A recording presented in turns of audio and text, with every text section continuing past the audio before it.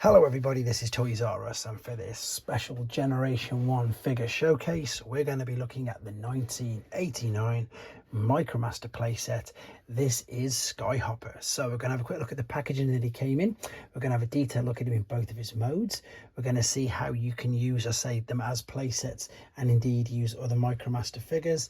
And of course I'm going to show you other variations of, I suppose, both of the figures, including the little jet, which of course is a redeco from Stormcloud, and indeed, unbeknownst to most people, there was also a Japanese version called Skyhopper, which was an Autobot version, and as you can see it had a different color scheme as well, but that's for another video. What we're going to be doing then is we're going to look at Skyhopper as requested. So I've got pretty good memories of this. I don't actually remember having it myself.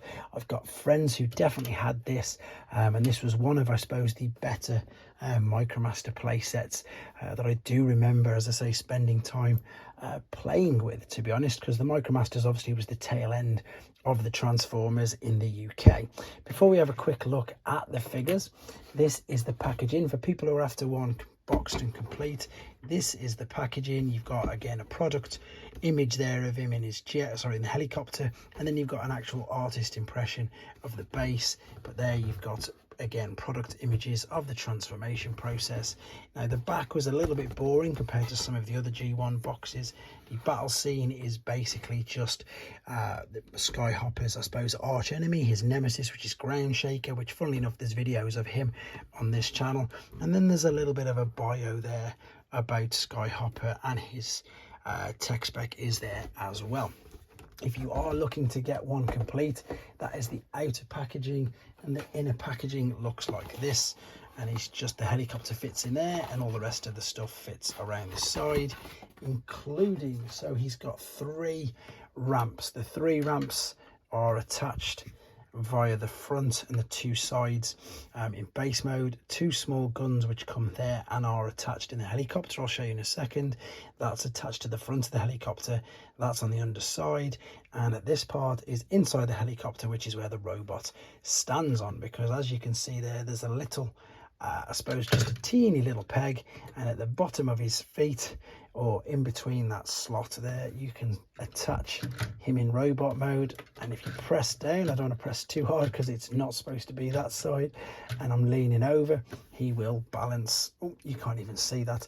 I'm going to show you that when I pick the camera up here, and he will balance inside. What I can show you though is the helicopter. We can show this up close. So this one actually looks a little bit sun faded now, I'm not too sure, but it does seem to be even all the way around, and it's definitely not supposed to be yellow.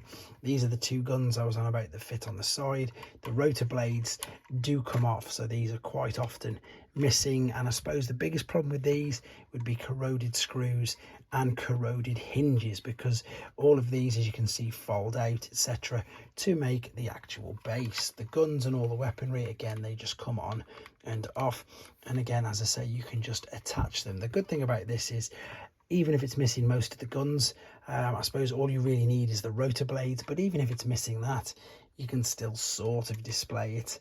It's not too bad. It's I'm just thinking, as I say, for display purposes, I in particular just have it in the helicopter on the shelf just for space, shall we say. The instructions come as follows. It's obviously purple, white and black. Purple because it's Decepticon colour, and here is the Micromaster in question. First and foremost, let's look at the original owner of the mould. You can tell obviously this is just a redeco of him, like so. But yeah, this is Skyhopper, and this is the alternate mode. This one I think has got some quite bad corrosion on, just so I can show you. Yeah, there you go, what it looks like when things start to rust, unfortunately. What I'm going to do now then is pick the camera up and we'll have a look at the base mode in a bit more detail. So here's your base mode with all of the ramps folded out. If you don't have the ramps, then to be honest, you're going to struggle quite a lot to display it in the base mode. It will just look really, really bland. That is the stand that I was on about. You can see when it's in the helicopter mode that it is just placed there. And then again, you can see that you've got the dot for the little robot to stand on. So let's line him up. Now you can press down firmly and you will see that he will stay in there absolutely no problem whatsoever. And this can be used, I suppose, as a launch pad, or you can put them in robot mode and display them however you want. I suppose the fun with these was the fact that you could connect them to other play sets just very simply via that, and indeed other ramps exactly the same. You can see how they attach to the sides very simply. Let me just give you a quick spin around of this. This of course was the back of the helicopter, like so.